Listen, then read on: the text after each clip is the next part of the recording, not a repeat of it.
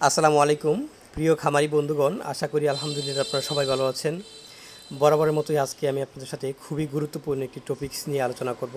তা হচ্ছে, আমরা যারা গবাদি পশু লালন পালন করি, অনেক সময় দেখা যায় আমাদের গাভীগুলার প্রসবকালীন জটিলতা থাকে, বা অনেক সময় দেখা যায় অনেক ষাঁড় বা অনেক গাভী শারীরিক দুর্বলতার জন্য বা ক্যালসিয়ামের ঘাটতির জন্য শুইতে পারে না, ঠিকঠাকভাবে চলাফেরা করতে পারে না, বা শুইলে দাঁড়াতে পারে না, দাঁড়ালে বসতে পারে না।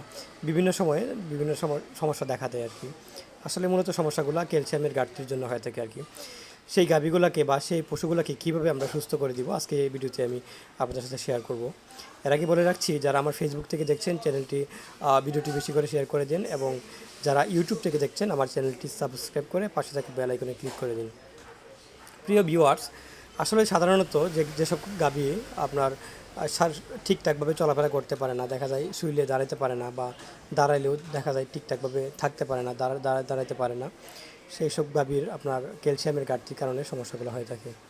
সো সেই গাভীটি, আমার সামনে যে গাভীটি দেখতেছেন, গাভীটি আপনার বিগত আপনার এক সপ্তাহ আগে আপনার বাচ্চা প্রসব করেছে, একটি শাহিওয়াল বাচ্চা প্রসব করেছে। কিন্তু দেখা যায় বাচ্চা প্রসবের পরপরই দেখা গেছে প্রসবকালীন যে জটিলতা থাকে বা ক্যালসিয়ামের যে ঘাটতিগুলো, ওইগুলো অপূর্ণ রয়ে গেছে আর কি। সো আমরা এখন আপনার একটা ক্যালসিয়াম সরাসরি আমরা গাভীর ব্রেনে আমরা দিয়ে দিলাম আর কি।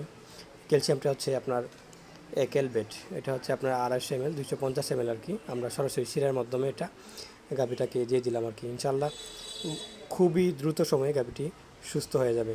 প্রিয় খামারি বন্ধুগণ, যদি আপনার খামারে ওইরকম দুর্বল গাভী থাকে যে ঠিকমতো চলাফেরা করতে পারে না বা উঠা বসা করতে পারে না, অথবা দীর্ঘদিন যাবৎ মাটিতে শুয়ে আছে, উঠতে পারে না, ওই সকল গাভীকে আমার পরামর্শ রইল আপনারা অবশ্যই উপজেলা প্রাণী সম্পদ অধিদপ্তরের যে ভেটেরিনারি সার্জন আছেন ওনার পরামর্শে, অথবা নিকটস্থ যে ভেটেরিনারি ডক্টর আছেন ওনার পরামর্শে আপনারা আপনার গাভীগুলোকে ক্যালসিয়াম স্যালাইন দিতে পারেন।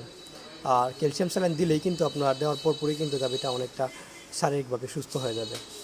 আমি যে স্যালাইনটা ইউজ করেছি সেটা হচ্ছে আপনার একমি কোম্পানির একটি স্যালাইন, তা হচ্ছে একেলবেট।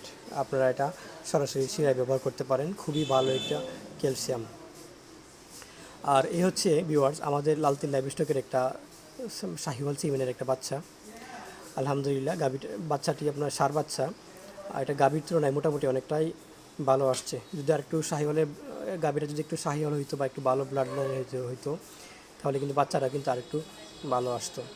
সো ভিউয়ার্স, আজকে এই পর্যন্তই। অন্যদিন হাজির হব নতুন একটা ভিডিও নিয়ে। সে পর্যন্ত আপনারা ভালো থাকুন, সুস্থ থাকুন।